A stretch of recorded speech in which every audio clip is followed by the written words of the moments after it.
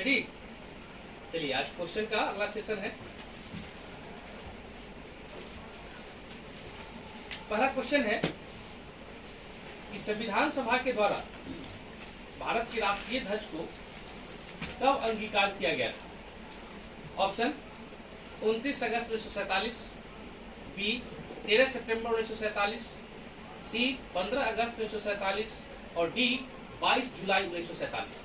22 जुलाई 1947। तो आंसर होगा 22 जुलाई 1947। अब थोड़ा सा ये बताना है कि जो संविधान सभा जिसने हमारे राष्ट्रीय ध्वज को अंगीकार किया था, इस संविधान सभा का गठन कब हुआ था? तो इसका गठन हुआ था जुलाई 1946। ठीक है, संविधान सभा का जो गठन जुलाई 1946 में हुआ, ये किस योजना के तहत हुआ था? कैबिनेट मिशन योजना। कैबिनेट मिशन योजना। ये मिशन आया कब था? 1946 में आया। नहीं, जिस समय संविधान सभा का गठन हुआ उस समय संविधान सभा के सदस्यों की संख्या कितनी थी?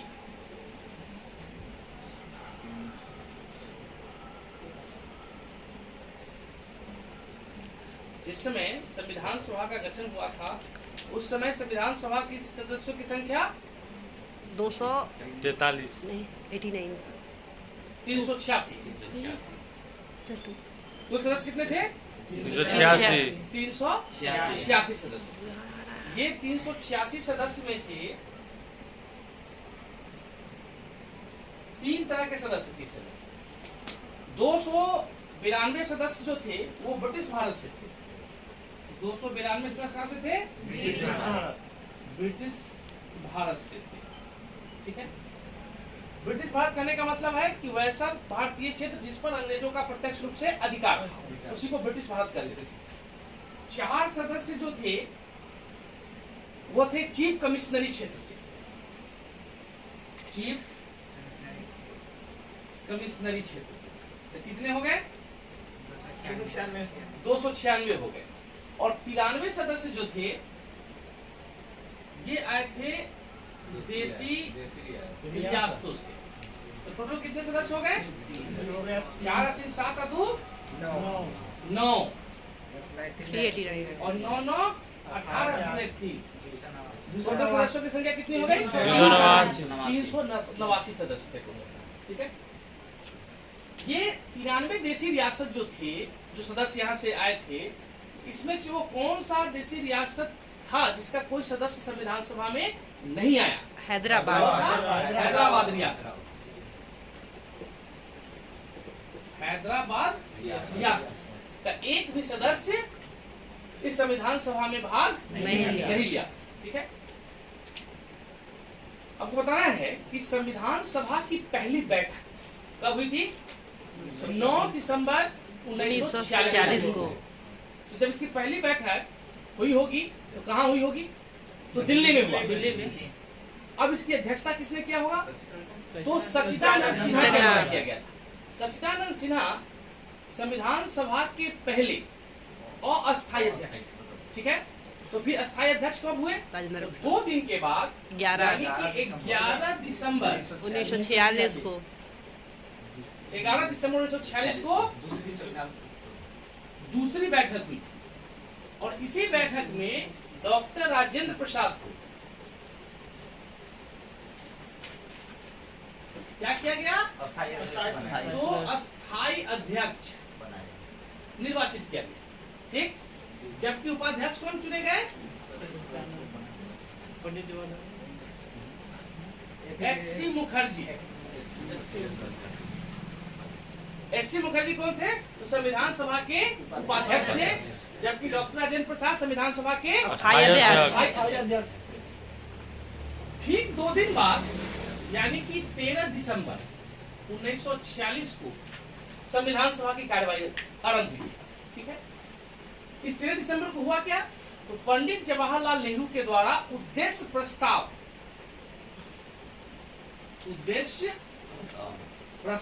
पेश किया। और इसी उद्देश्य प्रस्ताव के साथ संविधान सभा की कार्यवाही आरंभ हुई। ठीक है, यही उद्देश्य प्रस्ताव को आगे चल के संविधान सभा ने स्वीकारा। किस रूप में? उसको हम आज जानते हैं उद्देशिका या प्रस्ताव। उसी को हम उद्देशिका या प्रस्तावना के नाम से। इसी प्रस्तावना को पंडित जवाहरलाल नेहरू ने कहा था कि प्रस्तावना क्या है? तो प्रस्तावना संविधान की कुंजी आत्मा क्या है? संविधान की आत्मा। अक्सर एग्जाम में क्वेश्चन पूछा जाता है कि संविधान की आत्मा किसे कहा जाता है? तो प्रस्तावना को कहा जाता है। ठीक है, जबकि एर्नेस्ट बार्कर नामक विद्वान हैं, उन्होंने कहा था कि प्रस्तावना क्या है? तो प्रस्तावना भारतीय संविधान की कुंजी है, की ऑफ द कॉन्स्टिट्यूशन। क्या कहा? संविधान की कुंजी। किसने कहा था? Ernest Barker. अर्नेस्ट बार्कर ने कहा। क्लियर? अब हम लोग आते हैं दूसरे प्रश्न पर। दूसरा प्रश्न है, हमारे संविधान में मूल अधिकार किस देश से लिया गया? यूएसए। तो ऑप्शन है यूएसए, यूके, यूएसएसआर और स्विट्जरलैंड। यूएस कहाँ से लिया गया? USA। यूएसए का तो America. State of America. America से।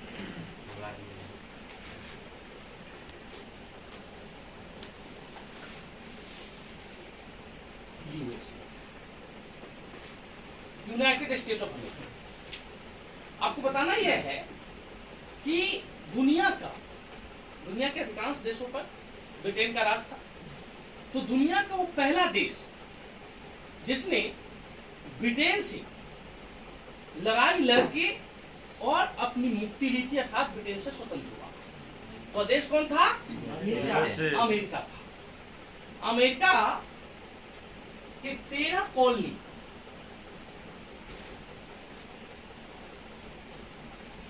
जो प्रांत हुआ करते थे, ये प्रांत जो थे, इन्होंने 4 जुलाई 1776 को 4 जुलाई 1776 को स्वतंत्रता की घोषणा की। और घोषणा करने के बाद ब्रिटेन के साथ युद्ध आरंभ हो गया। और ये युद्ध कब तक चला? तो ये युद्ध चलता है 1781 तक। 1781 तक ये युद्ध चला। और 1781 में अंग्रेजों यानी कि ब्रिटेन और अमेरिका के बीच में पेरिस की संधि हुई। और इसी संधि के तहत अमेरिका की स्वतंत्रता को मान लिया गया। चूंकि ये संधि 81 में होती है, लेकिन अमेरिका की जो 13 कॉलोनी है, इन्होंने अपनी स्वतंत्रता की घोषणा 14 जुलाई को कर दी थी। इसलिए आज भी अमेरिका में स्वतंत्रता दिवस 4 जुलाई 14 जुलाई नहीं बल्कि 4 जुलाई को मनाया जाता है। क्लियर? अब आपको बताना है यहाँ पर अमेरिका से जुड़ा हुआ कुछ तथ्य है। अमेरिका में जो संविधान बना, अमेरिका दुनिया का पहला देश है जिसने लिखित संविधान बनाया था। तो अमेरिका के संविधान प्रभावी कब से हुआ? तो अमेरिका का संविधान 4 मार्च 1789 4 मार्च 1789 को यहाँ का संविधान प्रभावी हुआ। यानी अमेरिका का संविधान दुनिया का सबसे छोटा और लिखित संविधान। ठीक है, लेकिन अमेरिका का जो मूल संविधान था, इस मूल संविधान में भी मौलिक अधिकार फंडामेंटल राइट की चर्चा नहीं की गई। इसके मूल संविधान में मौलिक अधिकार की चर्चा नहीं थी। इस मूल अधिकार को अमेरिका ने भी अपने संविधान संशोधन के तहत जोड़ा था। और भारतीय संविधान सभा के द्वारा जब संविधान निर्माण का कार्य चल रहा था, तो हमने मौलिक अधिकार कहां से लिया? अमेरिका के ही इसी मौलिक अधिकार से हमने भारत में भी मौलिक अधिकार को ग्रहण किया। अच्छा, भारतीय संविधान में मौलिक अधिकार की चर्चा संविधान के किस भाग में की गई है? 3। तो भाग 3 में संविधान का भाग 3 को मैग्ना कार्टा कहा गया, जिसमें अनुच्छेद 12 से लेकर 35 तक में किसकी चर्चा की गई है? तो मौलिक अधिकार की चर्चा की गई। आरंभ में भारत के नागरिकों को कुल कितने मौलिक अधिकार प्रदान किए गए थे? 7 अब कितने हैं? 6 ठीक है, तो एक मौलिक अधिकार कौन सा हट गया? संपत्ति का अधिकार। वो संपत्ति का अधिकार, जिसकी चर्चा अनुच्छेद 31 में की गई थी, को संविधान के किस संशोधन? तो 44वें संशोधन के तहत मूल अधिकार की सूची से इसको हटा दिया। ठीक है, और हटा के भी कहा रखा गया हुआ है? संविधान के भाग 12 में इसकी चर्चा की गई। ठीक है, अब संपत्ति का अधिकार जो है यह केवल हमारा कानूनी अधिकार। अब ये 44वां संशोधन जो हुआ था उस समय देश में किसकी सरकार थी? तो 44वां संशोधन के समय देश में पहली बार गैर कांग्रेसी सरकार बनी, अर्थात जनता पार्टी की सरकार। और इसके प्रधानमंत्री कौन थे? तो मोरारजी देसाई। मोरारजी देसाई प्रधानमंत्री। मोरारजी देसाई से पहले महाराष्ट्र के मुख्यमंत्री रह चुके थे, और मोरारजी देसाई भारत के एकमात्र व्यक्ति थे जिनको जितना भारत का लोग पसंद करता था उतना ही उनको पाकिस्तान के लोग पसंद करता था। क्लियर? अब आपको ये बताना है, अगला क्वेश्चन है हम लोग का मौलिक अधिकार से रिलेटेड कि मौलिक अधिकार में किस अनुच्छेद को या किस अधिकार को संविधान का आत्मा और हृदय का संज्ञा दिया गया है? आर्टिकल 32। तो अनुच्छेद 32 क्या है? अनुच्छेद 32 तो संवैधानिक उपचारों का अधिकार है। संवैधानिक उपचारों का अधिकार। इसी को डॉक्टर भीमराव अंबेडकर ने क्या कहा है? तो यह संविधान की आत्मा और हृदय है। कुर्सी पर बैठेंगे। आत्मा और हृदय की संज्ञा। इसका मतलब क्या हुआ? इसका मतलब है कि संविधान के भाग 3 में जितने भी अधिकार आपको दिए गए, यदि इन अधिकारों से आपको वंचित किया जाता है तो अनुच्छेद 32 के तहत भारत का सर्वोच्च न्यायालय आपकी अधिकारों की रक्षा के लिए खड़ी, अर्थात वहां से वह 5 प्रकार का रिट जारी करेगा। कितना रिट जारी करेगा? 5 प्रकार का। वो 5 रिट कौन कौन है? पहला बंदी प्रत्यक्षीकरण, पहला रिट है बंदी प्रत्यक्षीकरण। दूसरा परमादेश, तीसरा उत्प्रेषण, चौथा अधिकार परीक्षा और 5वां प्रतिषेध। ये 5 रिट कौन जारी करता है? अनुच्छेद 32 के तहत भारत का सर्वोच्च न्यायालय। क्लियर? आगे हम लोग बढ़ते हैं। नेक्स्ट प्रश्न है कि विधानसभा की संरचना निहित है अनुच्छेद 169, अनुच्छेद 170, अनुच्छेद 171 और अनुच्छेद 172।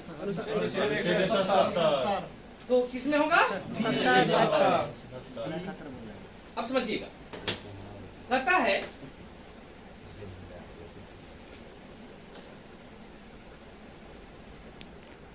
अनुच्छेद 168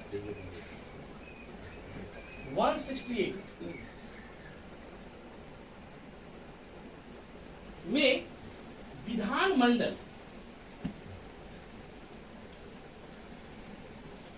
की संरचना की बात की गई। तो विधानमंडल कैसे बनेगा?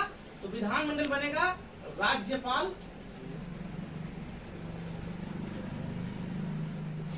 विधानसभा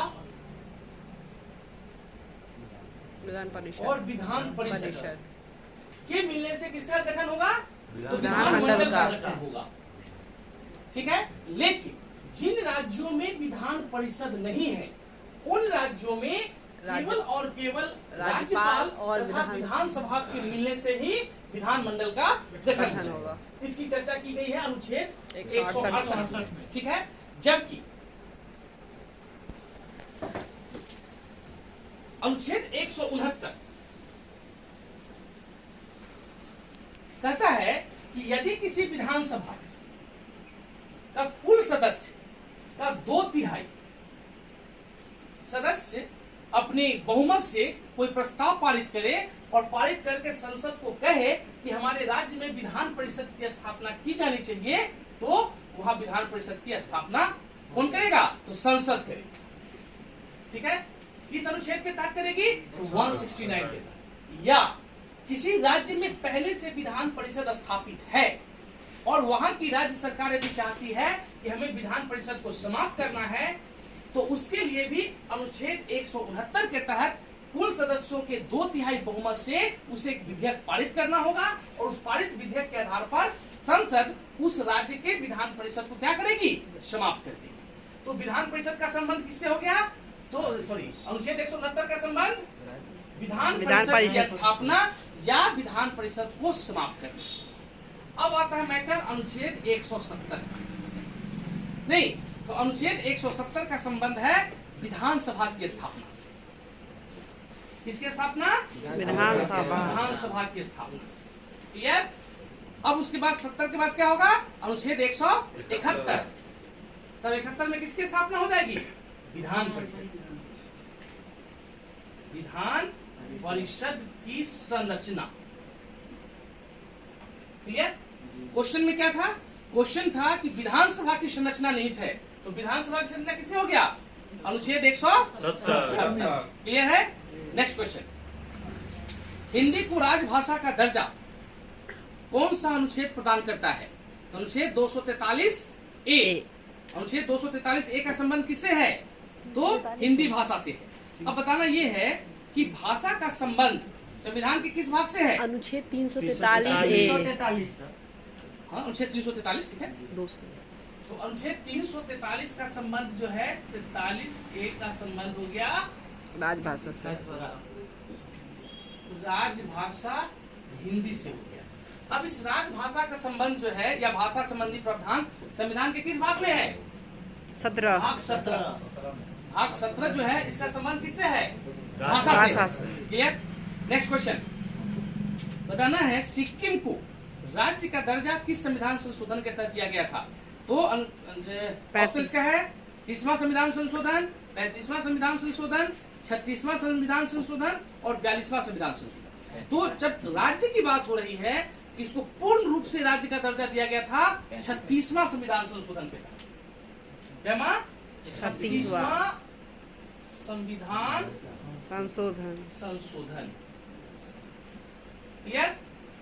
नेक्स्ट क्वेश्चन, लोकसभा अध्यक्ष की 2 अवधि के लिए निर्वाचित हुए थे। मतलब क्वेश्चन पूछ रहा है कि इसमें से कौन से ऐसे लोकसभा अध्यक्ष हैं जिनका निर्वाचन 2 कार्यकाल के लिए हुआ था?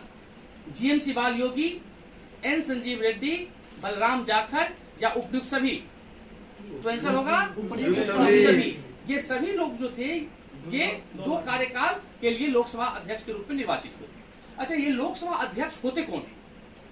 तो सामान्यतः लोकसभा अध्यक्ष जो होते हैं वो संसद के ही कोई सदस्य होते हैं, लेकिन एक परंपरा के तहत जितने भी सांसद चुन के आते हैं उनमें से जो सबसे वरिष्ठ व्यक्ति होता है उम्र के हिसाब से, उन्हीं को लोकसभा अध्यक्ष के रूप में चुना जाता है।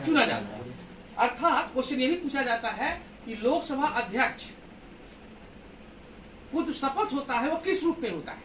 तो लोकसभा अध्यक्ष का जो शपथ होगा वह सांसद सदस्य के रूप में होगा, अर्थात लोकसभा सदस्य के रूप में होता है। नहीं, तो लोकसभा अध्यक्ष का काम क्या है?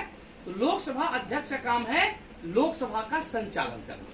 नहीं, लेकिन जब लोकसभा के अंदर किसी भी विधेयक पर मतदान होगा तो उस मतदान में लोकसभा अध्यक्ष भाग लेंगे कि नहीं लेंगे? नहीं लेंगे। लेकिन अगर मत बराबरी हो जाए, नहीं, पक्ष और विपक्ष दोनों में मत बराबर हो जाए, तो उस स्थिति में निर्णायक मत जो होगा वह कौन देगा? लोकसभा अध्यक्ष के द्वारा दिया जाता है। क्लियर? अच्छा, एक क्वेश्चन पूछता है अक्सर एग्जाम में कि वह कौन सा व्यक्ति है जो किसी भी सदन का सदस्य नहीं होते हुए भी उस सदन की अध्यक्षता करता है? तो कौन है? उपराष्ट्रपति या राज्यसभा के अध्यक्ष या सभापति। नहीं, राज्यसभा के जो सभापति होते हैं वो राज्यसभा के सदस्य नहीं होते हैं, फिर भी क्या करते हैं? राज्यसभा का संचालन करते हैं। नहीं, और उस क्रम में यदि मान लीजिए कि राज्यसभा में कहीं अगर वोटिंग हो रहा हो किसी विधेयक को लेके, तो क्या वो वोट देंगे नहीं, उनको वोट देने का अधिकार नहीं होता है। लेकिन यदि अगर राज्यसभा में भी मत बराबर हो जाए तो उस मत बराबर होने की स्थिति में निर्णायक मत के देगा तो राज्यसभा के सभापति अर्थात राष्ट्रपति। क्लियर? अब उपराष्ट्रपति जो राज्यसभा के पदेन सभापति होते हैं, इनको जो वेतन मिलता है, ये वेतन इनके किस काम के लिए मिलेगा? तो राज्यसभा के सभापति होने के लिए इनको वेतन दिया जाता है, न कि उपराष्ट्रपति होने के लिए। क्लियर?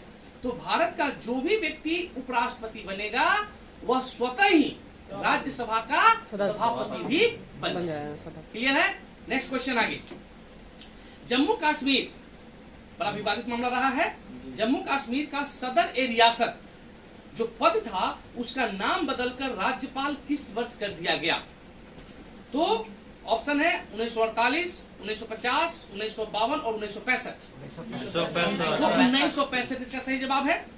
अब जम्मू कश्मीर के मामले में अभी थोड़ा सा जान लीजिए कि 5 अगस्त 2019 को, तारीख है 5 अगस्त 2019, बहुत मजबूत तिथि है, को जम्मू कश्मीर राज्य में अनुच्छेद 370 जो पहले से लागू था उसको तत्कालीन प्रधानमंत्री नरेंद्र मोदी के द्वारा उसे समाप्त कर दिया और समाप्त करके जम्मू कश्मीर राज्य को राज्य का भी दर्जा हटा के और उसे केंद्र शासित प्रदेश में बदल दिया गया। अर्थात जम्मू कश्मीर को 2 पार्ट में बांटा गया, एक जम्मू और दूसरा लद्दाख। ठीक है? और ये दोनों क्या हो गए? तो केंद्र शासित प्रदेश हो गए। आगे नेक्स्ट क्वेश्चन। विशेष आर्थिक क्षेत्र सेज क्या है यार? सेज है, SEZ, स्पेशल इकोनॉमिक जोन, इसको बोलते हैं विशेष आर्थिक क्षेत्र। सबसे पहले कहां शुरू की गई थी? तो सेज की स्थापना पहले कहां हुई? ऑप्शन है चीन, भारत, जापान और पाकिस्तान। तो सेज सबसे पहले स्थापित हुआ था चीन में हुआ था। कब हुआ था? तो वर्ष 2000 ईस्वी में हुआ था। ठीक है? भारत में जो सेज बना वह इसी चीनी मॉडल पर भारत में भी सेज को बनाया गया। अक्सर क्वेश्चन एग्जाम में पूछा जाता है कि भारत में जो विशेष आर्थिक जोन है वह किस मॉडल पर आधारित है? तो कौन सा मॉडल हो जाएगा? चीनी मॉडल हो जाएगा। भारत में सेज कब स्थापित हुआ? तो भारत में सेज की स्थापना वर्ष 2005 में की।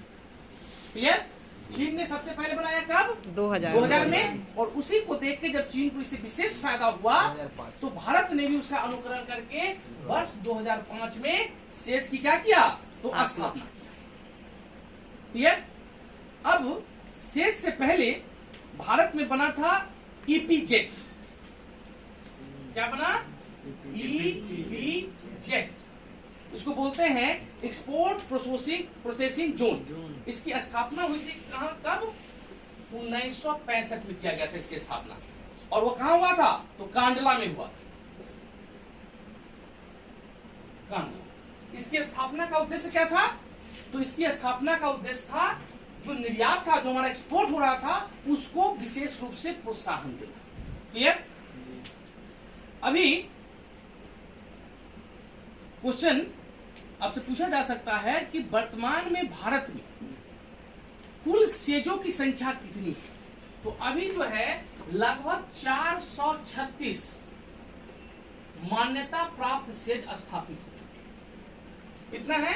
436। अच्छा, सेज स्थापित कौन करेगा? तो सेज की जो स्थापना है ये भारत सरकार कर सकती है, यानी कि केंद्र सरकार। दूसरा राज्य सरकार कर सकती है। तीसरा कोई प्राइवेट एजेंसी भी कर सकती है। चौथा कोई सोसाइटी भी कर सकती है, यानी कि सरकार के अलावे दूसरे निजी कंपनियां भी यदि चाहें तो सेज की स्थापना कर सकती है। ठीक है? इस सेज में होता क्या है? तो इस सेज में जो भी कंपनी स्थापित होती है उसको सरकार टैक्स के मामले में विशेष रियायत देती है, या यूं कहें कि उसे विशेष आर्थिक सुविधा दी जाती है। क्लियर? नेक्स्ट क्वेश्चन है आपका, भारतीय कृषि क्षेत्र में अधिक उपज वाली किस्मों का कार्यक्रम कब शुरू किया गया था? मतलब अधिक उत्पादन देने वाली। ऑप्शन है 1968, 1967, 1966 और 1965। 1966 में इसकी शुरुआत हुई। देखिएगा 1966-67 में भारत में शुरुआत हुई थी हरित क्रांति। क्या शुरू हुआ? हरित क्रांति। क्रांति। इस हरित क्रांति की शुरुआत करने का श्रेय किसे दिया जाता है? एम.एस. स्वामीनाथन तो भारत एम.एस. में। स्वामीनाथन को दिया जाता है। एम.एस. स्वामीनाथन। अच्छा, दुनिया में सबसे पहले हरित क्रांति की शुरुआत कहाँ हुई? मैक्सिको में हुआ। किस फसल से हुआ? गेहूं की फसल से हुआ। क्लियर? अब इस हरित क्रांति का नाम हरित क्रांति किसने दिया था? तो ये नामकरण का जो श्रेय है अमेरिका के वैज्ञानिक थे जिनका नाम था विलियम गॉड।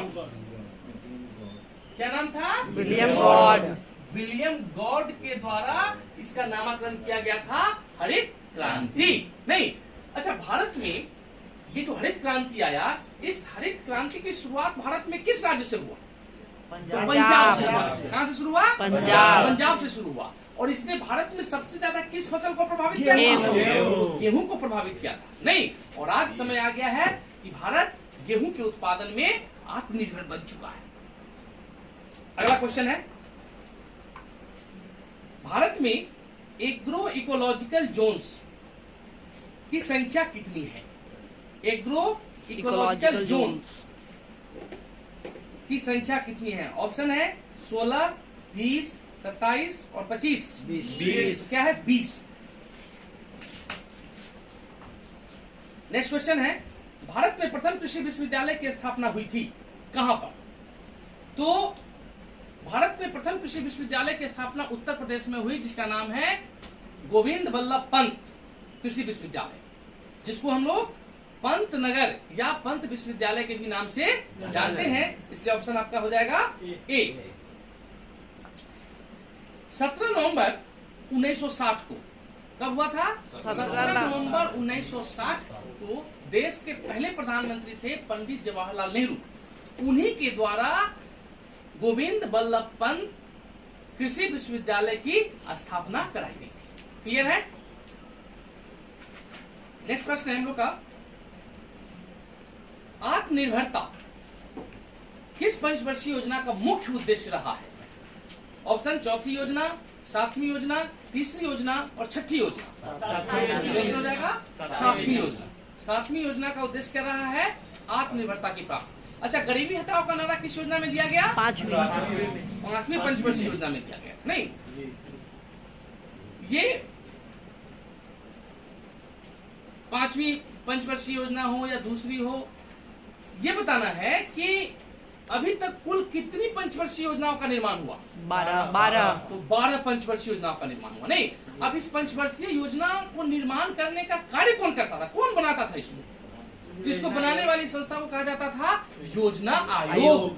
नहीं, अब योजना आयोग है या समाप्त हो गई? खत्म हो गई। अब उसका नाम बदल गया और उसका कुछ स्वरूप में बदलाव आ गया। नहीं, अब योजना आयोग की जगह पे कौन सा आयोग आ गया? नीति आयोग। नीति आयोग आ गया। नहीं, नीति आयोग योजना आयोग का स्थान कब लिया था? 1 जनवरी 2015 से वो काम करना शुरू कर दिया था, जबकि 15 अगस्त 2014 को माननीय प्रधानमंत्री ने लाल किला के प्राचीर से घोषणा कर दिया था कि योजना आयोग के जगह पे अब नीति आयोग आएगी। क्लियर? अब बताना ये है वो मोना लोआ किस प्रकार का ज्वालामुखी है? सक्रिय ज्वालामुखी, प्रसुप्त ज्वालामुखी, मृत ज्वालामुखी या ज्वालामुखी पठार? तो ऑप्शन है प्रसुप्त ज्वालामुखी। देखिए, ज्वालामुखी जो होता है वो 3 प्रकार का होता है। एक है सक्रिय, एक है प्रसुप्त और तीसरा है मृत। ठीक, चौथा कोई प्रकार नहीं।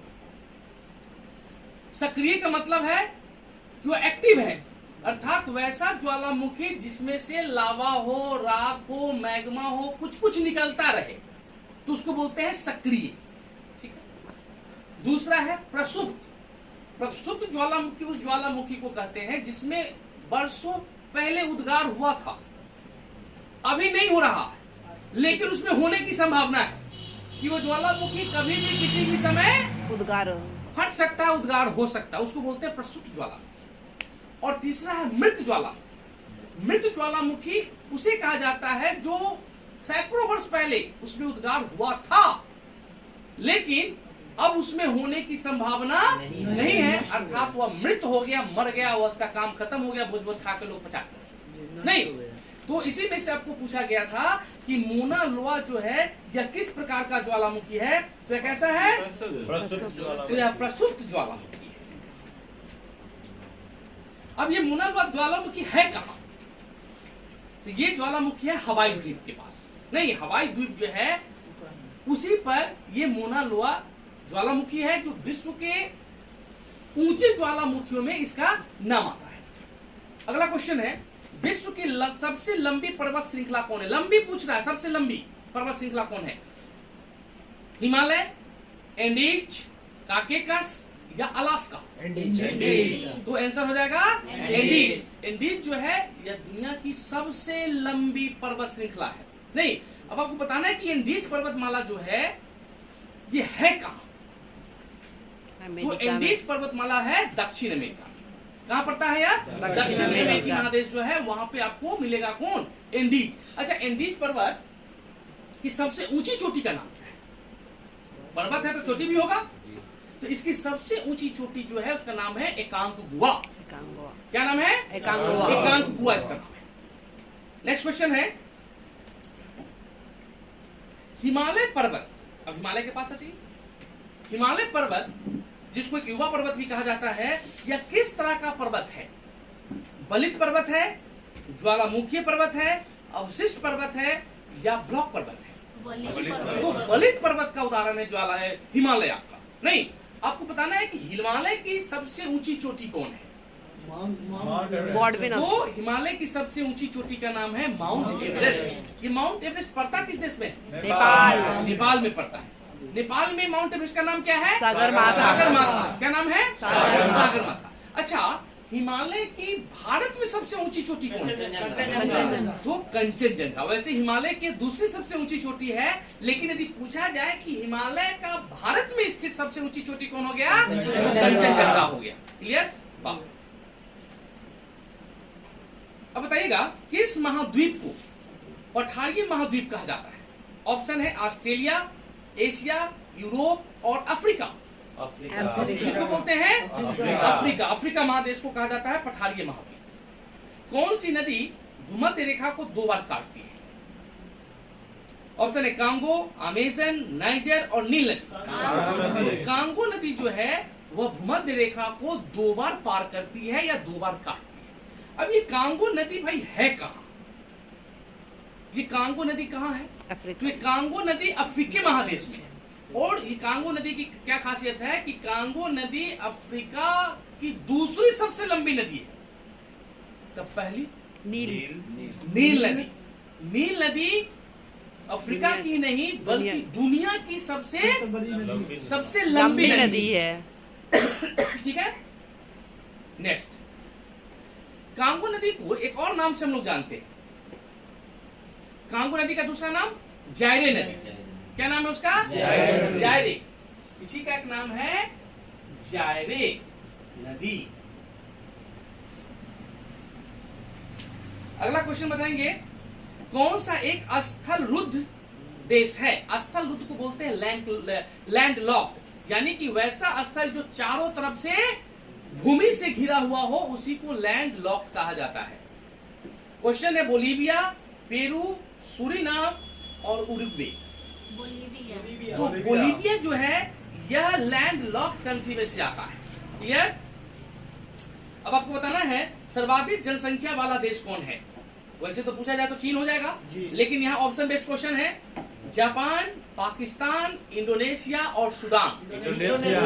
इंडोनेशिया जो है इस ऑप्शन के हिसाब से सर्वाधिक जनसंख्या वाला देश है।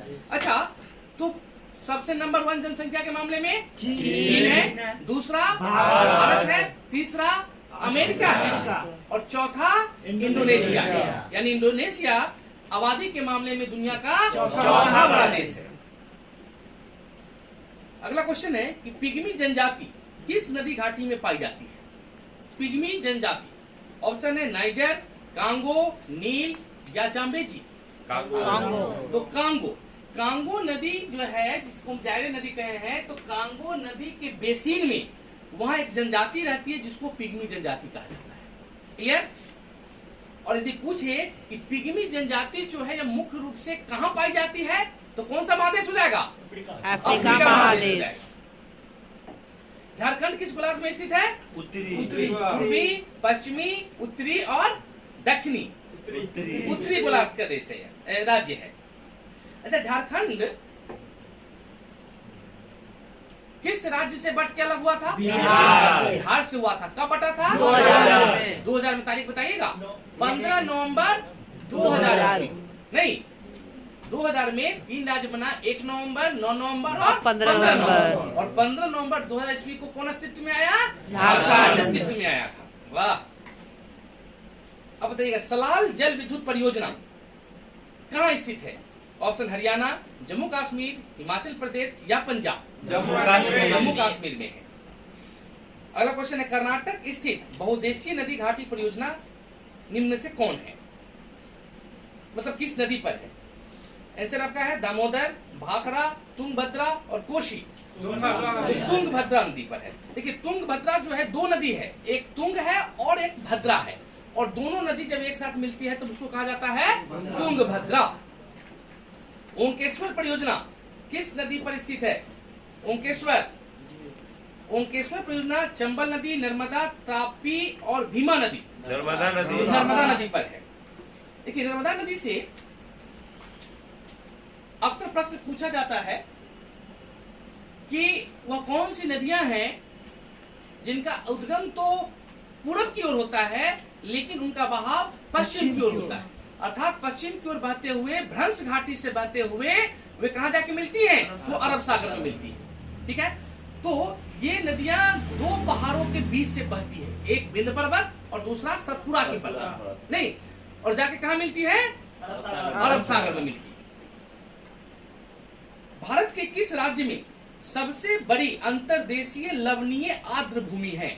सबसे बड़ी अंतर्देशीय मतलब आपके देश के ही अंदर लवणीय आर्द्र भूमि। ऑप्शन गुजरात, हरियाणा, मध्य प्रदेश और राजस्थान। राजस्थान में।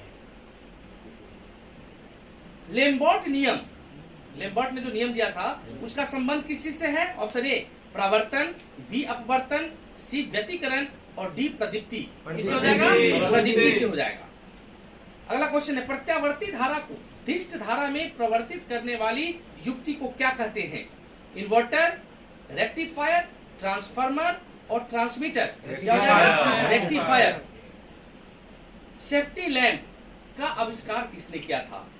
ए ऑप्शन है मार्केनी, बी हम्फ्री डेवी, सी सोल्ज और डी है रोन्टजेन। हम्फ्री डेवी के द्वारा सेफ्टी लैंप का आविष्कार किया गया था। इसके अलावे हम्फ्री डेवी जो थी, इनका रसायन के क्षेत्र में भी बहुत बड़ा खोज है। इन्हीं के द्वारा कैल्शियम का आविष्कार खोज किया गया, इन्हीं ने मैग्नीशियम का खोज किया, इन्हीं ने पोटेशियम का खोज किया, इन्हीं ने बेरियम का खोज किया। मतलब बहुत से ऐसे रासायनिक तत्व भी हैं जिनका खोज हम्फ्री डेवी के द्वारा किया गया। क्लियर? आज का इस क्वेश्चन का सेट आपका कंप्लीट हुआ। किसी भी तरह का मन में कोई भी प्रश्न हो, क्वेरी हो, आप कमेंट बॉक्स में कमेंट कर सकते हैं। इसका जवाब आपको कमेंट के माध्यम से दे दिया जाएगा। फिर हम लोग मिलते हैं कल एक नए सीरीज के साथ। तब तक के लिए धन्यवाद। Thank you.